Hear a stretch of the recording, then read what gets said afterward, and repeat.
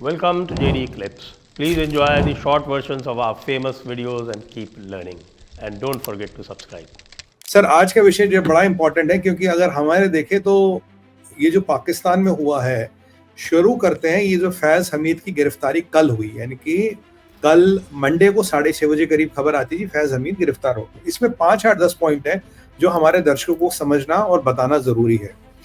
देखिए, सबसे पहली बात है, पाकिस्तान के इतिहास में पहली बार ऐसा हुआ कि फॉर्मर आईएसआई का चीफ अरेस्ट हुआ। अब तक आईएसआई का चीफ अरेस्ट कभी नहीं होता था।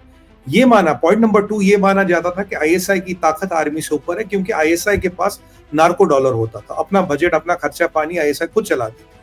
जब से अफगानिस्तान में 90% ओपीएम डिस्ट्रॉय हुई है, मणिपुर में हमने ओपीएम डिस्ट्रॉय की है, तब से क्रिस्टल मेथ आ गया मार्केट में। क्रिस्टल मेथ मार्केट में आता है तो जो ओपीएम बेस्ड ड्रग्स बनते हो, जो आगे दाऊद इब्राहिम प्रोसेस करता था और जो पूरे दुनिया में बांटता था, इस नेटवर्क के फाइनेंशियल्स पे काफी सेंध पड़ गई है।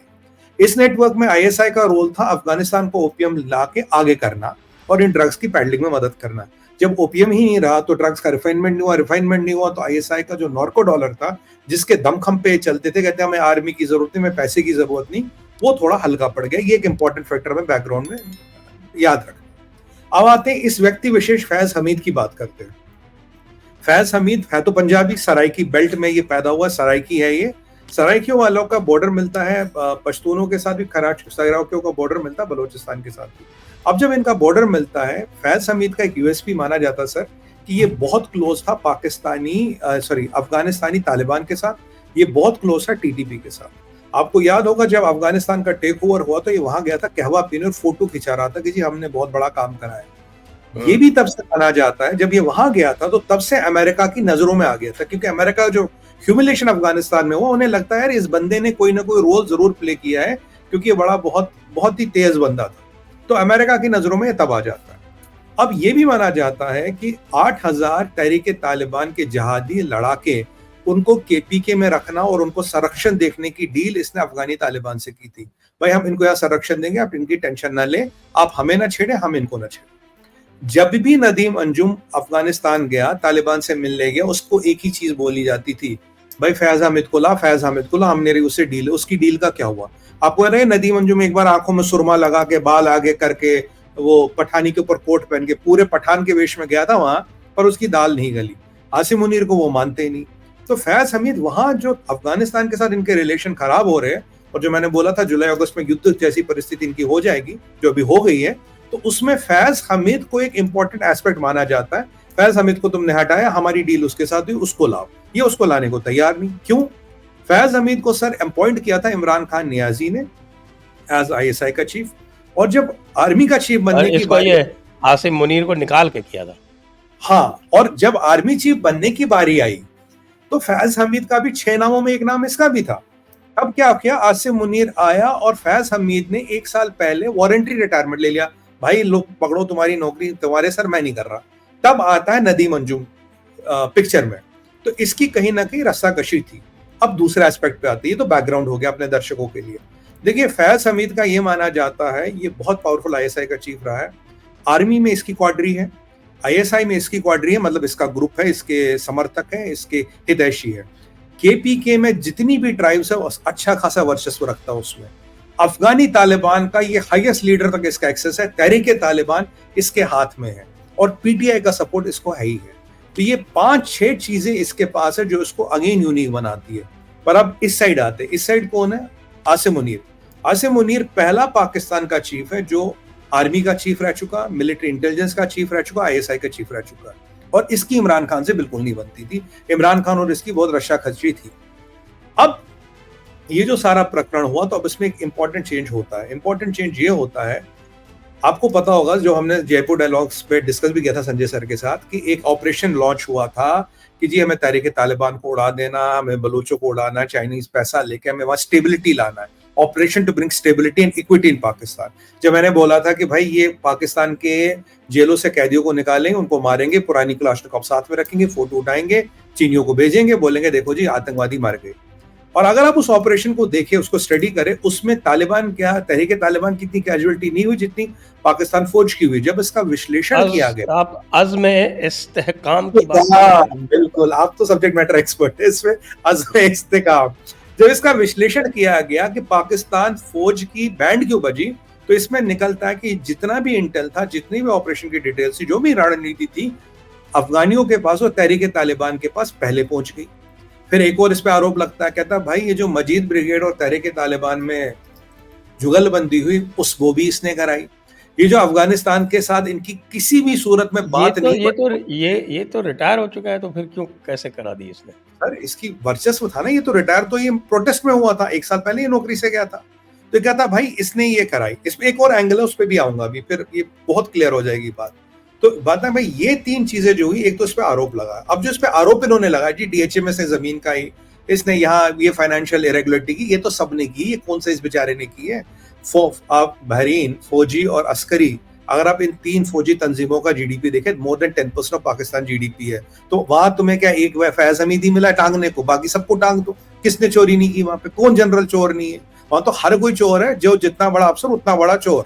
तो ये तो खैर बकवास बात है कि DHMS से जमीन का इसलिए उसको अंदर कर दिया। अब ये सारा प्रकरण ही चल ही रहा था, दे वर बाइटिंग द बुलेट, क्योंकि ISI के चीफ को अरेस्ट करना इज टेकिंग अ बड़ा पंगा। अब क्या हुआ सर, जो बांग्लादेश में प्रकरण हुआ तो सडनली PTI के दिमाग में एक आइडिया आया। कहता है यार अगर बांग्लादेश में ये कर सकते हैं तो हम ये पाकिस्तान में भी करें। हाँ 200-500 लोग मरेंगे तो इस गवर्नमेंट पे हम बहुत बड़ा दबाव बना सकते हैं, रिजाइन करो, बांग्लादेश जैसा हिस्ट्री यहाँ रिपीट कर देंगे। इनका अटैक था फैजाबाद। अब फैजाबाद कहाँ है सर? यहाँ रावलपिंडी या इस्लामाबाद, बीच में फैजाबाद। अगर आप फैजाबाद को, छोटी सी जगह, अगर आप उसको कब्जा कर लो या घेर लो तो न रावलपिंडी इस्लामाबाद से कट जाएगी और बहुत स्ट्रॉन्ग मैसेज दोगे। तारीख क्या उसकी? तारीख थी कि 13 तारीख, यानी कि आज ये जो सारा कार्डर है पश्तूनों का, बलोचों का, इसको मोबिलाइज करके हमें फैजाबाद लाना और उसका घेराव करना है और फिर बांग्लादेश जैसी परिस्थिति करनी। अगर आर्मी गोली चलाएगी, मारेगी, तो फिर जो कोर कमांडर के यहाँ हुआ था, जो फिर हुआ था, वो होगा। और इसी प्रक्रिया में हम गवर्नमेंट को हो सकता ओवरथ्रो कर ले। अगर गवर्नमेंट ओवरथ्रो करने में पॉसिबल हो गया तो ये जो फैज हमीद है ये बनेगा आर्मी चीफ, जो इसकी बनने की बड़ी दिल्ली इच्छा थी। इमरान खान नियाजी को जेल में से उठा के प्रधानमंत्री बनाएंगे, क्योंकि अमेरिकन कुछ न कुछ इमरान खान से उन्होंने चैनल खोल रखा आज के डेट में। और वर्स्ट केस फैज हमीद का ये भी इरादा था, यार हो सकता है कि इमरान खान को किसी ने पहले जहर दे दिया हो। मतलब ऐसा स्टोरी भी बना सकते कि जी वो जेल से निकले, खान साहब फोत हो गए, जहर उन्होंने दिया था, अब मैं प्रधानमंत्री, क्योंकि जनरल प्रधानमंत्री बनना पाकिस्तान में कोई बड़ी बात है नहीं। शहबाज शरीफ तो कागजों पे, उसकी तो औकात ही कुछ नहीं है। तो ये भी पूरा प्रकरण था। जब इन्हें ये कहानी पता लगी और इसे पता लगा आर्मी में, ISI में, हर जगह इसका सपोर्ट है, तो इन्होंने इसीलिए कल यानी कि 12 तारीख को 6:30 बजे इसको धर लिया, दबोच लिया और एक बहुत बड़ा पंगा ले लिया।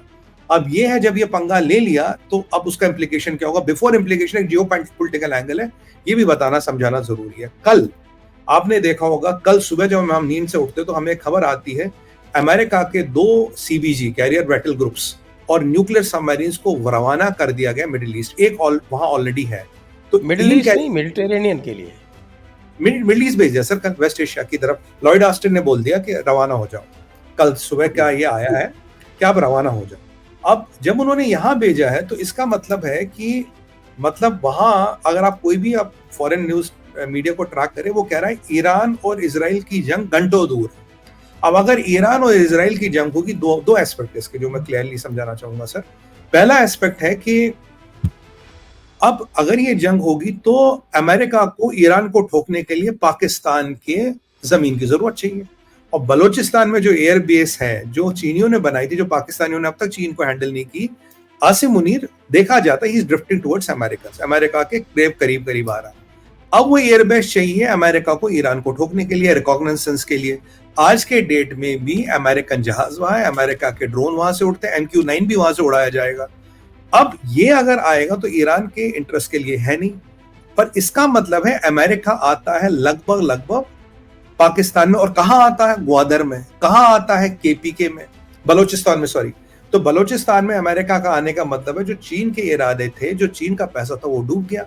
और मैं आपको याद दिला दूं सर, डोनाल्ड ल्यू ने ऑफिशियली बोला है सेनेट में, will make sure CPC never cease the light of the day, we are working very hard for that. ये जो अमेरिका की तरफ टिल्ट हुआ तो चाइना को लग गई आग, उनके कहीं रॉन्ग साइड पे मिर्ची लग गई। उन्होंने फैज हमीद को प्रॉप किया, कह रहा बेटा तुझे पैसे चाहिए, तुझे सपोर्ट चाहिए, तू कर ले, यलगार कर ले। अगर यलगार में रेजिम चेंज हो गई तो अमेरिका का जो इंटरेस्ट है, अगर अमेरिका पाकिस्तान में आके बैठ जाएगा तो हम उसको रोक पाएंगे, हम ईरान की मदद कर पाएंगे। क्योंकि अल्टीमेटली देखिए, ईरान और इसराइल की लड़ाई होगी तो थिएटर कमांड खुलेगा आपका साउथ चाइना सी में, आजकल परसों जब भी खुल रहा है। और साउथ चाइना सी की कंट्रियां जो है, साउथ एशिया की कंट्री, वो चाहती है इंडियन ओशन में लड़ाई कर लो, वो इंडियन ओशन तो बहुत बड़ा है, यहां मत करो, यहां हमारी इकोनॉमी की वाट लगेगी। और चाइना किसी भी हालत में ये चाहता कि अमेरिका का बेड़ा जितना दूर रहे इंडियन ओशन से, क्योंकि इंडियन ओशन में उनके पास एक बेस है, जिबोगाटी। वो क्या है, वो इंडियन ओशन की बेस का नाम है, नाम भूल गया सर। इंडियन ओशन में एक उनकी बड़ी, इंडियन ओशन में जो अमेरिका की बेस है, क्या नाम है उसका, डिएगो गार्सिया। डिबोगासिया। तो डिबोगासिया काफी नीचे, उसके अलावा उनकी बेस नहीं। अब देखिए सेंट मार्टिन आइलैंड पे भी इसीलिए अमेरिका चाहता था मुझे बेस दे दो। अब अमेरिका जो बेड़ा यहाँ आ जाएगा, वहां से साउथ चाइना सी केवल 12 घंटे या 10 घंटे के क्रूज के दूर है। जो चाइना चाहता है अमेरिका का जंगी बेड़ा जितना दूर है उतना अच्छा हमें टाइम मिलेगा।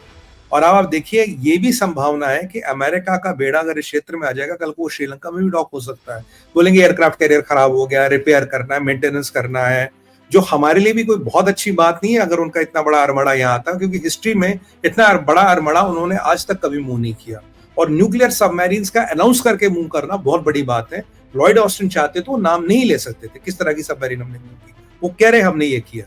तो चाइना चाहता है कि भाई अमेरिका दूर रहे, अमेरिका खासकर पाकिस्तान के अंदर ना है। और अमेरिका अब ये समझ चुका है, अगर इस क्षेत्र में अपना वर्चस्व रखना है तो तुम्हें पाकिस्तान के अंदर रहना पड़ेगा। और पाकिस्तान के एक यूएसपी भी है, जिसके लिए मैं पाकिस्तानियों को कॉम्प्लीमेंट करता हूँ। देखिए पीछे कुवैत का स्टेटमेंट आया, कतर का स्टेटमेंट आया, भाई हम अपनी जमीन को अगेंस्ट अ फ्रेंडली कंट्री के अगेंस्ट ऑफेंसिव के लिए यूज करने नहीं देंगे। यानी कि कुवैत और कतरियों का, सुन्नियों का ईरान फ्रेंडली कंट्री हो जाता। पर पाकिस्तान में एक विशेषता है, आप पैसे दोगे तो जमीन भी मिलेगी, जर भी मिलेगी, जोरू भी मिलेगी, हर तरह का अरेंजमेंट पाकिस्तान में हो जाएगा और पाकिस्तान की फौज भी मिलेगी। ये एडवांटेज अमेरिका को और कोई मुसलमान मुल्क नहीं देगा एक्सेप्ट पाकिस्तान। तो इंटरनेशनल रंडी है। हाँ बिल्कुल, आपने तो अब कह ही दिया। मैं थोड़ा बिल्कुल वो जो एडवांटेज पाकिस्तान देगा, जहां they are in the business of जहाद। मैं हमेशा कहता था Pakistan is in the business of जहाद, और इसको जहाद भी बता देगा कोई मुल्ला मौलाना, ये वाला जहाद है, इस वाले जहाद के सर्कमस्टेंस में हमने ये जहाद किया, इस जहाद का आप फीस दीजिए, मैं ही बता दूंगा।